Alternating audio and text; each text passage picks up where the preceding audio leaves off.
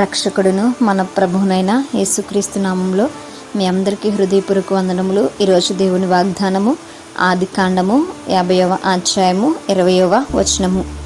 మీరు నాకు కీడు చేయనుద్దేశించితిరి, కానీ నేటి దినమున జరుగుచున్నట్లు అనుగా బహు ప్రజలను బ్రతికించినట్లుగా అది మేలుకే దేవుడు ఉద్దేశించెను.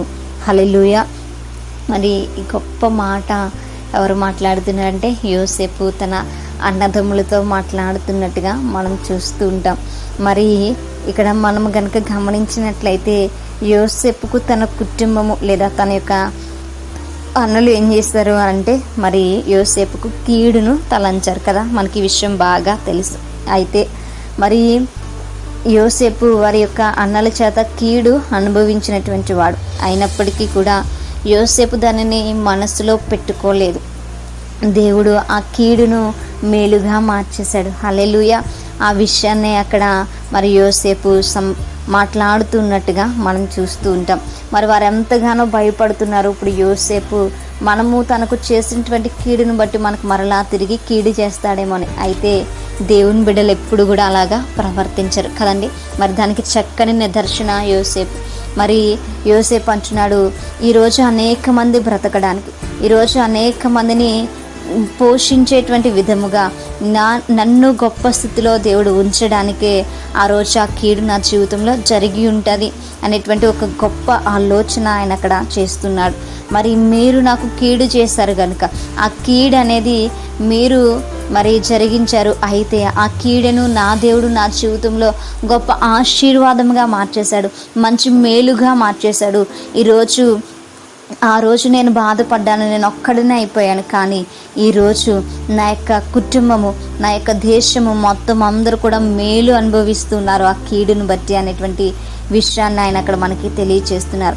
మరి మనం అనుకుంటాం మన జీవితాల్లో కూడా అనేక సందర్భాల్లో మనము మరి కీడును అనుభవించుచున్నామని. అయితే ఆ కీడును దేవుడు ఎలా మార్చేస్తాడట? ఆశీర్వాదంగా మార్చేస్తాడు, మేలుగా మార్చేస్తాడు. ఆ విషయము మనకిక్కడ ఈ యొక్క జీవితం చూస్తుంటే మనకు అర్థమవుతూ ఉంటుంది. కాబట్టి మన జీవితాల్లో కూడా మన ఇరుగు పొరుగు వారు లేదా మన కుటుంబ సభ్యులు మన అనుకునేటువంటి వారే కనుక మనకు కీడును ఉద్దేశించినా సరే మనం ఏమాత్రం కూడా భయపడేటువంటి వారముగా ఉండకూడదు. మనం దేవుని పైన ఆధారపడినప్పుడు, దేవుని పైన మనం ఆనుకునేటప్పుడు ఆయన ఖచ్చితంగా కీడును మేలుగా మార్చేటువంటి దేవుడు. మన పైన మరి ఆయన కృప కలిగినటువంటి దేవుడు కనుక దేవుడు మనకు ఎల్లప్పుడూ తోడుగా ఉండి మనకు ఆ యొక్క కీడు నుంచి ఆయన విముక్తినిచ్చి మనకు మేలుని చేసేటువంటి గొప్ప దేవుడు ఆయన. కాబట్టి మేలు చేయగలిగేటువంటి దేవుని పైన ఆధారపడదాం. మరి శత్రువులను ప్రేమించి వారి కొరకు ప్రార్థన చేసేటువంటి వారము ఉందాం. మరి మనకు కీడు చేసినటువంటి వారికి, అపకారం చేసినటువంటి వారికి తిరిగి అపకారం చేసేటువంటి వారంగా కాకుండా వారి కొరకు ప్రార్థించేటువంటి వారుగా, వారికి మరలా తిరిగి ఉపకారం చేసేటువంటి వారముగా మనం ఉండాలి.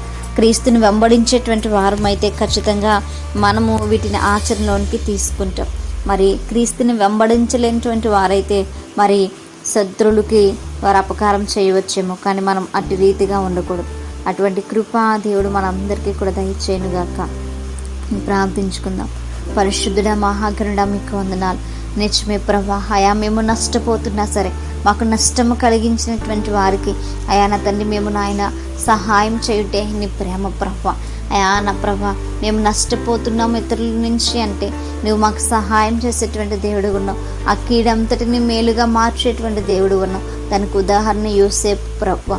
అయితే తన అన్నలు తనను నష్టపరిచినప్పటికీ అయా నీవు తనను నష్టపరచలేదు ప్రభా. గొప్ప నా తండ్రి అధిపతిని చేసావు, అధికారిని చేసావు. ఆ కీడును నాయన మేలుగా మార్చేసినటువంటి దేవుడు కనుక మా బ్రతుకుల్లో కూడా నీవు అటువంటి కార్యాలను చేయబోతున్నందుకు మీకు స్తోత్రాలు చెల్లించుకుంటూ నీ పైన మేము పరిపూర్ణంగా ఆధారపడేటువంటి స్థితిని నాకుడు మాకుడు మా అందరికీ దయచేస్తున్నందుకు మీకు స్తోత్రాలు చెల్లించుకుంటూ నా అందరిని దయచేసి మీ పాదస్థానికి చేర్చుకోమని నజరేయుడైన యేసుక్రీస్తు నామమున మిక్కిలి వినయముగా బ్రతిమలాడి వేడుకుని పొందించిన మా ప్రేమ మా కన్న తండ్రి. ఆమేన్. Praise the Lord everyone. May God bless you all.